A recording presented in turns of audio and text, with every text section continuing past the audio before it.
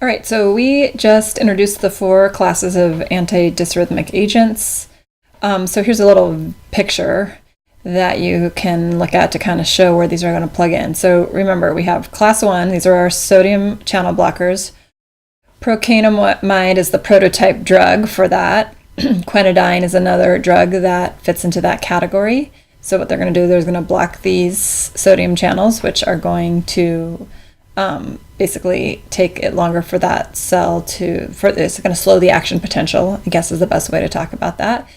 Class 2 are going to be our beta blockers. Propranolol is an example of a beta blocker. We know a little bit about beta blockers. They're going to block the beta adrenergic stimulation of the heart, which would slow the heart rate down in this context. And also the conduction of the impulse will be slowed down. Then we have over here our class 3. These are our potassium channel blockers. They are going to prolong the refractory period primarily. Amiodarone is the one we're going to talk the most about. And then finally, class 4, these guys are the calcium channel blockers. So they're going to block up here. They're going to kind of mimic the beta blockers. They're going to basically do the same thing as the beta blockers. So let's dive in here with these drugs. I want to start my timer so I know how long I've been talking to you guys. Okay, so I want to say that in your textbook there's a lot of antiarrhythmic agents, and I don't want you to have to memorize all of them. I'm really going to focus on the sodium channel blockers, the beta blockers, the calcium channel blockers, and the potassium channel blockers in just a kind of a general sense. I'm going to give you some examples, and there are a few that I want you to remember, and I will let you know about those as we go. So here's a picture of the primary sodium channel blockers. The 2 we're going to talk about are procainamide and quinidine. You can see quinidine comes in a couple different forms. We're not going to get into that.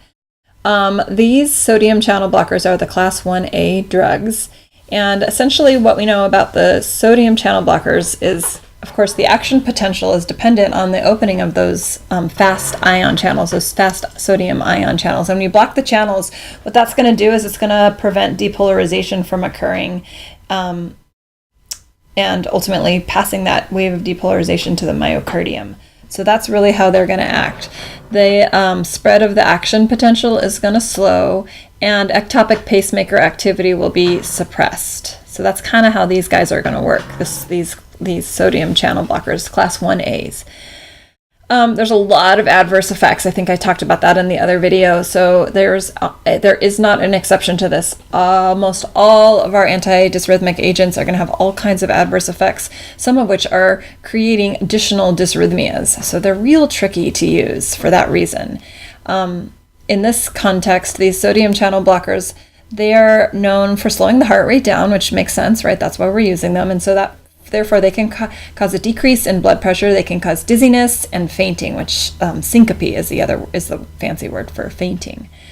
And oftentimes, especially quinidine, have some anticholinergic effects, which is kind of counterintuitive because we know the anticholinergic effect at the heart would be to block the muscarinic slowing of the heart, so that would speed the heart rate up. So they're kind of tricky. I want to start with quinidine because it comes first in your book. Quinidine has historically been the prototype drug. It's the oldest of the dysrhythmic agents. It was approved for use in 1938, and it was isolated from the bark of a tree found in South America called the cinchona tree. The same bark has been used to treat malaria. Some of you travelers might be familiar a little bit with quinidine for that purpose. Okay, so quinidine is beneficial for a couple reasons. One, it can be given by mouth. So that's what PO stands for. It can be given orally. It can correct for a lot of dysrhythmias, both atrial and ventricular dysrhythmias. And you can see some of the popular ones there: atrial fib, atrial flutter, ventricular tachycardia, premature ventricular contractions. So quinidine is effective against all of those. How it works is it blocks the sodium channels, right? This is a class 1A drug. And by doing that, it reduces the automaticity, it slows down this velocity of the action potential, so it slows the heart down. However, it also has an anticholinergic action at the AV node specifically, which means it blocks the slowing at the AV node, and that can be dangerous, especially when we're treating fast atrial rhythms. Because remember from our conversation, I feel like we talked about this in the very beginning of the introduction to the cardiovascular unit, that the AV node is limited to about 200 beats per minute, right? It can't throw faster than 200 beats per minute. But if you suppress the action of the AV node with the drug like quinidine, then what happens is you lose that protection, if you will. And then that fast rhythm can be transmitted to the ventricles and can cause someone to then develop ventricular fibrillation, which is the most dangerous of our arrhythmias, if you remember. So that's a bummer. And so for that reason, quinidine's not used often anymore. If it is being used, it's going to be used for atrial arrhythmias, ventricular arrhythmias, and PVCs, mostly in the hospital setting, not generally used, again, currently. Some kind of funny side effects are this sort of constellation of symptoms called synchronism, also familiar with, accompanies anti-malarial treatment with quinidine. And synchronism is essentially ringing in the ears, which is what tinnitus is, blurring of the vision, headaches, temporary hearing loss, and of course, dysrhythmias. Who we're not going to want to give quinidine to is almost anyone currently, but definitely not to anyone that has an AV block already, because that's going to stop that thing up entirely. Someone who's already got heart failure. Giving antidysrhythmic agents that suppress the action of the heart to someone whose heart is failing is pretty much going to be a no-no across the board. And if people have abnormal serum potassium, because abnormal serum potassium sets people up for dysrhythmias, and especially it seems to be problematic, with quinidine. So those are the kinds of things that we want to think about. So backing up for the important things about quinidine, it's useful against all kinds of arrhythmias. It's not used very commonly. It is the oldest. It acts kind of as a cardiac depressant, like I said, and also has these anticholinergic effects. So that kind of drives the side effects. There's a black box warning on quinidine, and you can see down there, and for that reason, because it seems to be associated with an increased mortality risk, which is obviously not a good thing. For that reason, we only currently, in this day and age, use quinidine for non-life-threatening dysrhythmias. For life-threatening dysrhythmias, because it increases mortality when used for anything other than a life-threatening dysrhythmia. So that's the story there. So now, and this is listed in your book as well, and like I said, there's lots of extra things in your book, but I want to talk about Procainamide because this has taken the place of quinidine now as our prototype Class 1A antidysrhythmic agent, approved in 1950. So there's a couple sort of interesting things about Procainamide as well. Therapeutically, Procainamide is used generally when somebody has developed ventricular tachycardia secondary to CPR. If they have what we call refractory ventricular fibrillation, which means that they've developed this VFib in response to, in some cases, treatment with another drug.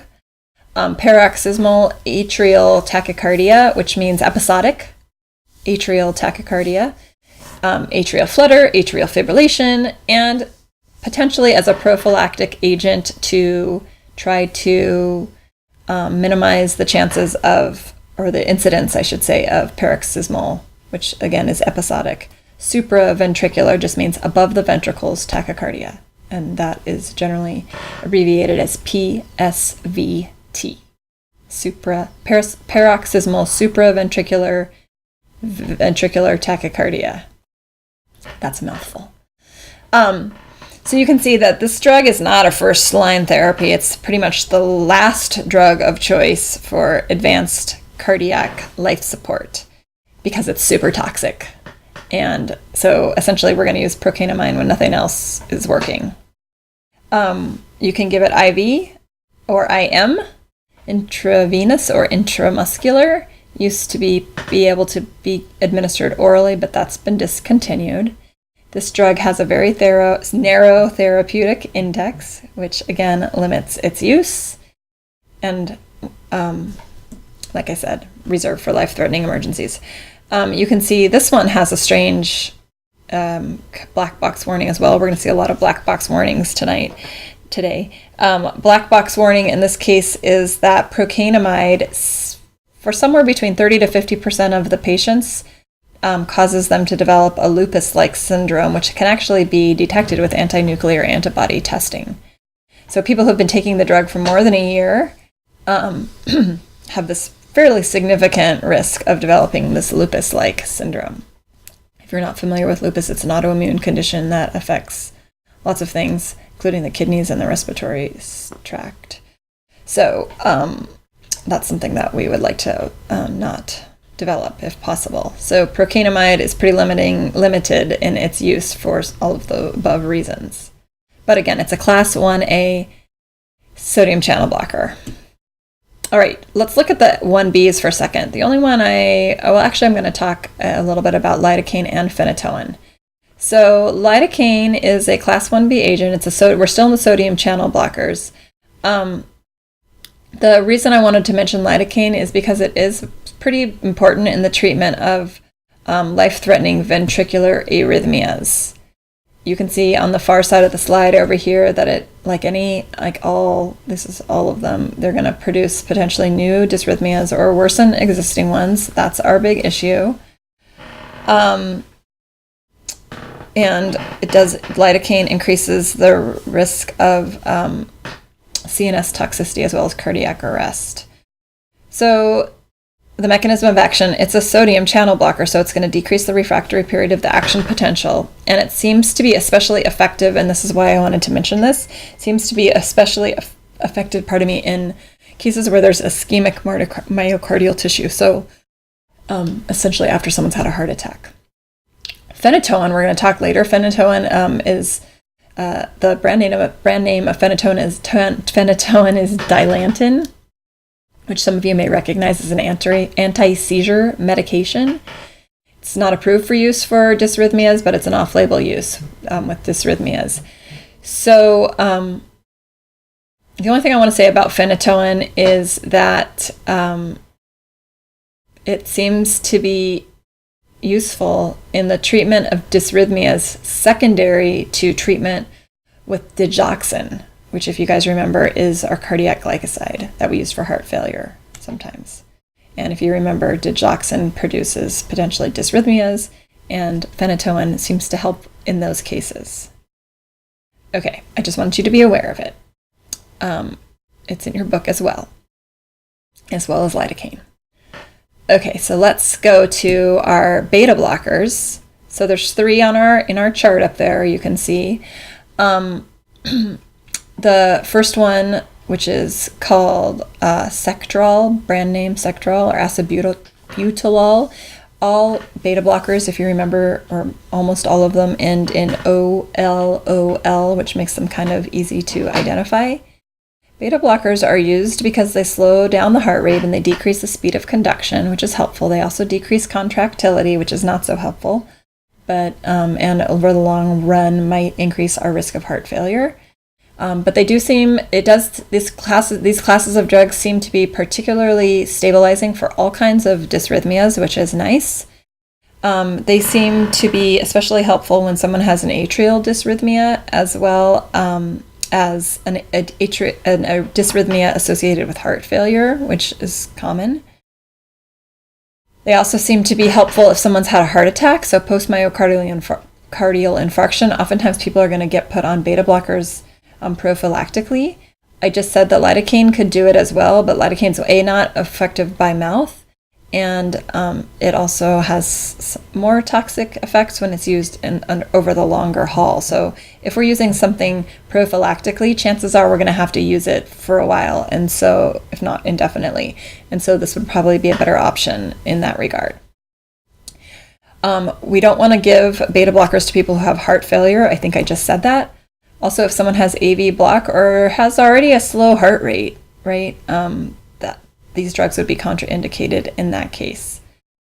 I'm not sure if I pointed out up here at the top, I think I started to, but I don't recall if I said it, that this Sectrol is our only beta-1 selective drug, which means it isolates to the beta-1 receptors, which means it's significant. It's most going to see most of its effects at the heart. If you give it at a higher dose, you kind of lose that selectivity and it starts to affect other beta receptors as well. So remember, with beta receptor stimulation, we worry a little bit about potentially effects of the metabolism, etc. Okay, so we are going to move on now to the potassium channel blockers. So I put in red kind of the summary of these guys. These are the ones that are going to block the potassium channels, which means that block the potassium efflux. So these drugs are going to prolong the refractory period of the heart, meaning that it's harder to stimulate that heart to generate another contraction. So that's the slowing that we see with the potassium channel blockers. The only one I'm going to talk about is amiodarone. Amiodarone's kind of an interesting drug. It's the most frequently prescribed of those on the list that you see there. You can see amiodarone on the top left. It's available orally, which is good. It's broad spectrum, which means it's effective against all different kinds of dysrhythmias, atrial and ventricular. It seems to be good to treat ventricular dysrhythmias that are resistant to other types of treatment. You can see, and also if they have cases of recurrent fibrillation, which is particularly dangerous for strokes if it's in the atria, and or heart attacks or cardiac arrest if it's in the ventricle. The mechanism of action of these guys are kind of unknown. They're sort of mysterious. They do definitely block the potassium channels. They also do seem to block some sodium channels. They also seem to inhibit the sympathetic stimulation of the heart, and some evidence shows that they might actually block calcium channels as well. So they kind of hit all our bases. And so for those reasons, it's like these things looked great. However, there are some pretty serious adverse effects that limit their use. The not so serious, but kind of unfortunate, is they have some negative effects on the eye, visual disturbance, cataracts, those kinds of things. Amiodarone affects the thyroid, negatively affects the thyroid, kind of acts like thyroid, sort of a confusing way. Also inhibits the cytochrome P450 system, which means it's going to slow the metabolism of this drug and any other drug that a patient might be taking that is metabolized by the cytochrome P450 system, which, as we discussed in the beginning of our class, is a lot. So if they're on other medications, that could mess up the way they metabolize those medications. And of course, there's a black box warning for these guys. And what happens with the potassium channel blockers is they seem to really negatively affect the lungs, and that's the kind of the thing that limits their use. They exhibit this like pneumonia-like effect on the lungs and can potentially lead to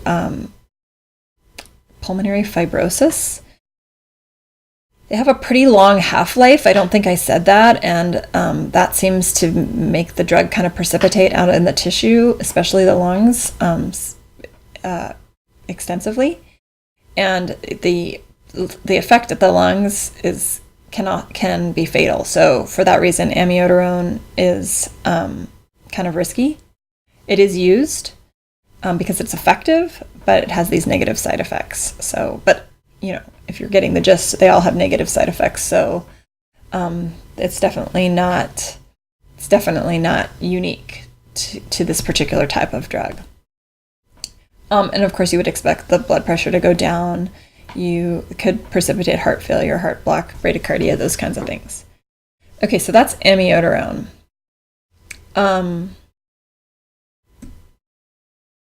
So our second to last category here are the calcium channel blockers.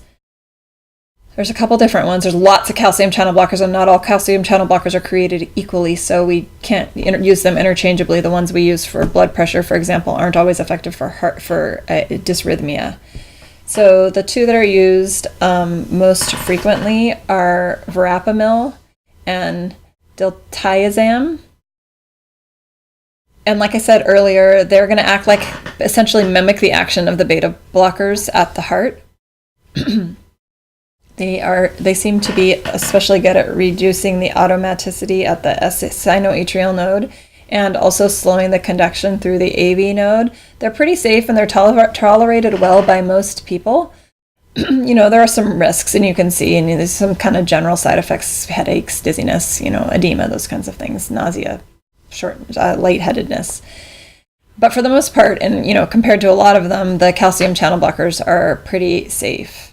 One thing that's interesting for both of these drugs that are listed, that if you give them IV, both of these drugs are pretty incredible for acute atrial dysrhythmias, including our paroxysmal supraventricular tachycardias. So it's been reported that an IV bolus of these drugs can kind of stop these pretty acute atrial dysrhythmias in their tracks and hopefully get them back on to a normal sinus rhythm. So that's a good thing about the calcium channel blockers. So there are two other things I want to mention really quickly, and these are drugs that don't fit into our 4 classes: sodium channel blockers, beta blockers, calcium channel blockers, or potassium channel blockers. One is adenosine. Adenosine is a natural occurring nucleoside that activates potassium channels in the SA node and the AV nodes. And what that means is it causes potassium to leave the cardiac muscle cells.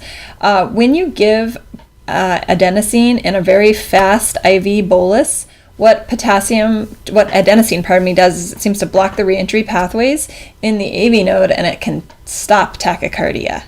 So this drug has a really short half-life. You can see about a 10-second half-life. So this is given IV bolus, so this is not given continuously. People need to lay down when you give it to them because they can get really faint. And oftentimes after administration of a IV bolus, or sometimes they'll have to do more than one, you'll have a period of asystole, which is no contraction at all. But then hopefully they'll kind of pick back up and revert to a normal sinus rhythm. You can see that adenosine is the drug of choice for paroxysmal supraventricular tachycardia, but it's not effective at all for ventricular dysrhythmia. So this is specifically limited to that particular type of dysrhythmia, which is dangerous, and therefore this drug can be quite effective. In terms of side effects, there are some side effects with adenosine, but because it's given generally very short term and has such a short half-life, that those symptoms, specifically shortness of breath, headache, faintness, I think I said already, those guys are usually pretty short-lived. They're self-limiting because the half-life of the drug is so long. And then the last on this list here is digoxin. Digoxin we talked about previously in our conversation about heart failure. It's a cardiac glycoside. And if you remember in that conversation, there were 2 therapeutic uses for the cardiac glycosides, digoxin being the prototype. One was heart failure, and the other is atrial arrhythmias. And so that's the use here for it's atrial flutter specifically. It can cause, though, if you recall, as a side effect, ventricular dysrhythmia. So I like all of the drugs that we've talked about today. All of them have the potential for treating and also creating an additional dysrhythmia. So there isn't any exception to that. And so, again, back for a second, that, drug treatment with dysrhythmic agents, right, or if someone's symptomatic, right, or they're not a candidate for something like ablation, cardioversion, electroshock, implantable defibrillators, those, if they are a candidate for that, that would most likely be the best choice with somebody with a chronic dysrhythmia, because that's going to really minimize the risk of the cardiac risks as well as the additional dysrhythmic effects that these drugs oftentimes cause. Okay, so the very last thing I want to talk to you about here are treating arrhythmias that are slow. And so this is really going to be short term, right? temporary only until either one, the heart starts. So like if they're asystole, they are in a period of asystole and their heart's not doing anything, right? We might want to give them a cardiac stimulant, or just temporarily until you can get a pacemaker or some other device implanted. So really there's two mechanisms here for cardiac stimulants. One is adrenergic agents are going to stimulate the beta activity of the heart. A couple examples you see there, epinephrine, which is both an alpha and a beta agonist. We've talked about that before. Isoproterenol, which is a specific beta agonist. So that would be a specific cardiac stimulant. Also, the anticholinergic agents can block the muscarinic slowing of the heart. So that would be another option. So again, these are going to be used short term mostly. For the most part, we're going to go with an adrenergic agonist if we can. So something like epinephrine or isoproterenol, probably most commonly for cardiac issues. So if someone's having a cardiac arrest, we could throw in some other ones like dopamine, etc. Lots of things are going to be used if someone's having cardiac arrest, especially if they're at a cardiac standstill or they've got asyncope. Hypotensive crisis, meaning their blood pressure is dangerously low. AV block, especially the type 3 where you're not getting any conduction across the AV node, that might warrant treatment, short-term treatment with a cardiac stimulant. And maybe if they're just got symptomatic bradycardia, and symptomatic would be like they're dizzy or they're standing up and they're fainting, those kinds of things. In which case, if that's the symptom that they're having, probably an anticholinergic agent would be useful there. Mostly because it's not going to affect the contractility of the heart. We don't really worry about side effects because these drugs are used in the acute setting only. So I think that's going to do it for us. Toxic effects. Sorry, I forgot about the toxic effects. So heart palpitations, tachycardia, fast ventricular rhythms, headache, fear, exciting, anxiety, and the blood pressure can go up dangerously high.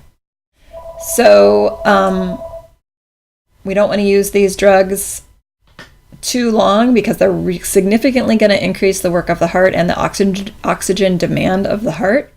We don't want to give a cardiac stimulant to somebody who's got a failing heart. Hopefully that makes sense. If they have angina, which we're going to talk about in another video, angina is a situation where they have chest pain because they are not able to supply their myocardium with enough oxygenated blood. So the supply doesn't match the demand. If that's the case, you don't want to have to stimulate that heart to work harder unless there's no other option, right? With all these examples, unless there's no other option and they're in cardiac arrest. You don't want to give a cardiac stimulant to somebody with increased blood pressure unless, of course, again, they're in cardiac arrest. So that's kind of the story with these drugs. I hope that the antiarrhythmics makes some sense to you. I know there's more in your book than what I talked about. There's more on the charts than what I talked about. We kind of really want to focus on just kind of the general mechanisms of action of the sodium channel blockers, the calcium channel blockers, the beta blockers, and the potassium channel blockers. The drugs you're going to know by name are potentially quinidine, lidocaine, procainamide. I believe those are the only ones you're going to know by name. So I will see you soon with another topic.